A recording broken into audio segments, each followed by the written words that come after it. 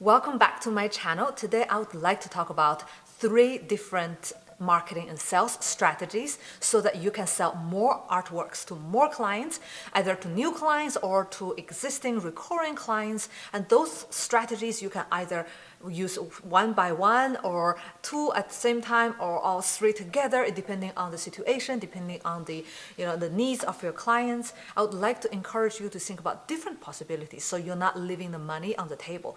You are getting the maximum out of each client opportunity. First of all, I would like to talk about cross-sales. Cross-sales or cross-selling, however you call it, is basically you're selling an accessory or complementary products to the products that originally your clients intended to purchase. For example, you would like to purchase an iPhone. You went to an Apple store and you not only came out with an iPhone, but also a screen protector, a cover, because you want it to look unique, to separate your phone from the ones of your family and friends, and you want to maybe buy insurance in case if you drop the phone or get stolen, or maybe you want an induction charger for your office so you don't have it running out of battery. There are so many things that you can combine with the original product that your clients intended to purchase. For example, if you want to sell a piece of artwork, you can also offer to have the framing services, so you frame. And also maybe some hanging ware, like the metallic accessories for the customers to hang the piece of art directly onto the walls. It's ready to hang with the hardwares. And maybe the book, like a brochure or book about your story or the story of these types of artworks. And maybe the tickets to local art fairs or whatever events that you think that your customers would be interested, that is combining well with the original artworks, because you know that they're interested in this and maybe they want to explore a little bit more and get entertained. The ultimate idea is that you're offering the great convenience to your customers. You're offering like a time-saving one-stop shop for them to be able to get the maximum out of your art. The second strategy I would like to talk about is upselling, upsells. So you would like to sell something a little bit more pricier, a little bit more premium and luxury than the intended product. For example, you went inside of an Apple store and you wanted to get an iPhone XR and 64 gigabytes, and you walked out of the store with an iPhone X Max, 128 gigabytes. It's a major upgrade, but because of you talking to the store assistant, you realize that what you really need is some better screen, better storage, and you knew that iPhone X Max is better for you. So maybe after that you changed your idea based on not only persuasion, but also good knowledge and understanding of the product.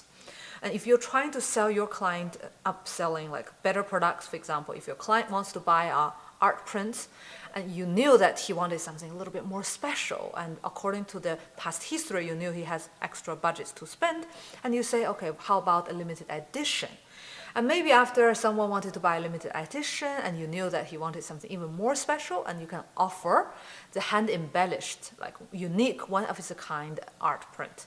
And after maybe you will give a generous discount after you realize it's a really valuable recurring customer that is really good words of mouth, spreading the good words about you. You want to give him something special. You give a discount code to purchase an original piece of art that is even more special. So you're upselling and you're creating deeper connection. You're generating extra value, and you're making sure, according to your understanding of your customers, you're giving the best fit for your customers, like the iPhone XR and iPhone X Max. So you're looking for a better fit, not just trying to get more money. Because after that, if you sell something that your clients didn't need, and then they would just go home and look at the art on the wall, and they're like, you know what, I didn't need this. And that would be a major disappointment in the long run, and they would not like to come back because they think you are overly persuasive and just trying to sell them something expensive and they don't want. Last but not the least, this is a very good one, is the bundle sales or bundling. There's some ways to call it, however you want to call it. It's basically selling more products in quantity or different kind of variations of the products in the package for a better price. Normally it is for a lower price. For example, in a supermarket, you see 3 by 2. If you buy a tea or coffee or this kind of usually the things that you like to generally buy more than one piece at once. Like infusion is normally to see 3 for the price of 2. Or if you go to a gym and they offer you a 1 month membership that is maybe $100, and if you subscribe to a yearly membership, they would give you like $800 for the year. So they give you a discount, try to lure you into purchasing at once a larger quantity of the same or the variation of the same kind of products. And I would say the major difference between bundling and cross-selling, because cross-selling is also trying to give you something extra, the screen protector and the cover for the phone, which you might think it is a bundle because it's like a package. However, I think the major difference is that bundling is usually greater in quantity, and also it's focusing on the value. Like 3 for the price of 2. It's about the discount in value. You're giving your customers the best value, and especially you should promote this kind of discount to the value seekers, the ones who'd like to bargain, the one who'd like to get the best deal. But for the cross-sell, it's slightly different because it's about convenience. Maybe they don't want to go everywhere to buy all the accessories. They don't want to go everywhere to purchase maybe, the art print, t-shirt, mugs, books, tickets, and art. They want to go just one place, one-stop shop and get everything. So the focus is on the time saving, on the convenience, and also it could be on the knowledge because you are offering complementary, so you should know what complement the original product the best. So you're also offering information. But bundling does not necessarily offer extra besides the quantity and the price discount. Now let's think about a scenario where you can use one of the strategies or both, 2 strategies or even all 3 strategies.